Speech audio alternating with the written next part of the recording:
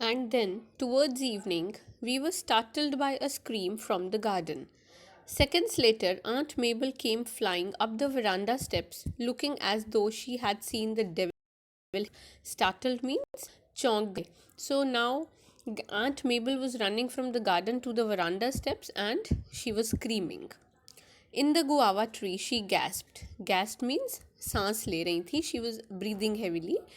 I was reaching for a guava, means I was plucking a guava. When I saw it staring at me. Staring is ghurna. The look in its eyes, as though it would eat me alive. Calm down, my dear, urged grandmother, sprinkling Yadi Kulong over my aunt. So, what is this? This is a perfume. So, why perfume? Grandmother didn't sprinkle perfume over Aunt Mabel. It is like she was just calming her down. Tell us, what did you see? A snake, sobbed Aunt Mabel. A great boa constrictor. It must have been 20 feet long, in the guava tree. Its eyes were terrible, and it looked at me in such a strange way. My grandparents exchanged glances, and grandfather said, I'll go out and kill it.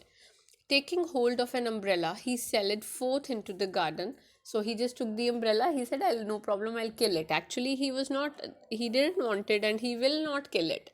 It was just to calm down Aunt Mabel.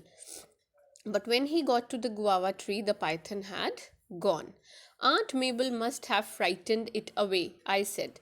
Hush, said grandfather. We must not speak of your aunt in that way.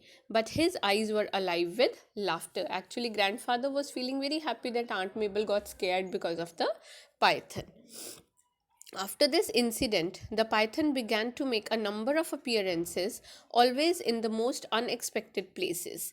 Aunt Mabel had another fit. Fit means she was again scared when she saw him emerge from beneath her cushion.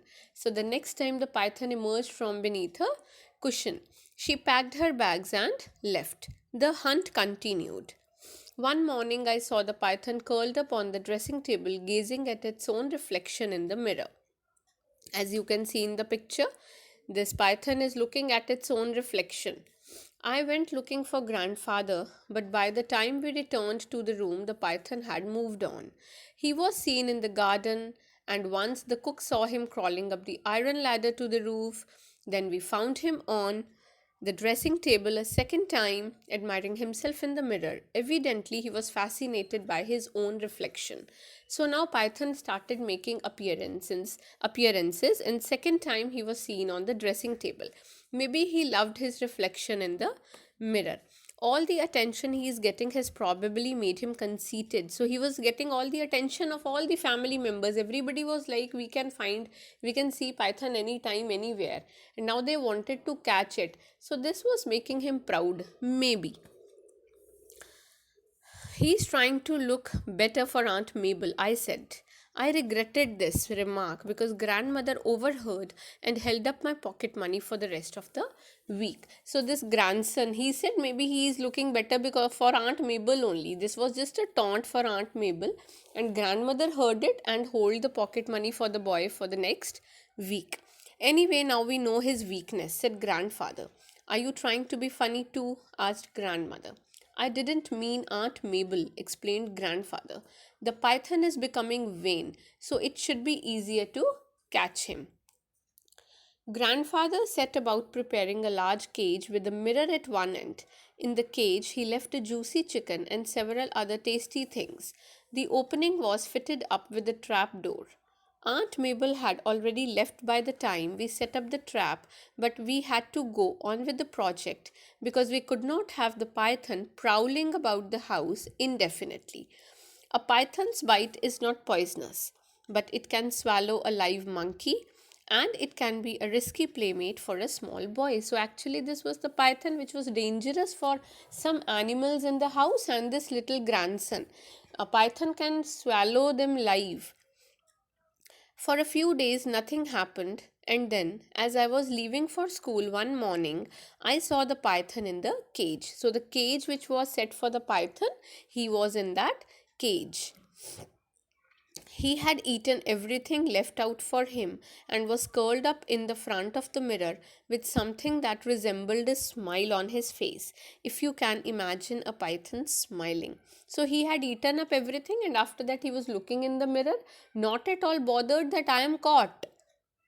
Right? He was just fascinated by the mirror and his own reflection. I lowered the trapdoor gently, but the python took no notice of me. Grandfather and the gardener put the cage in a tonga and took it across the riverbed. Opening the trapdoor, they left the cage in the jungle.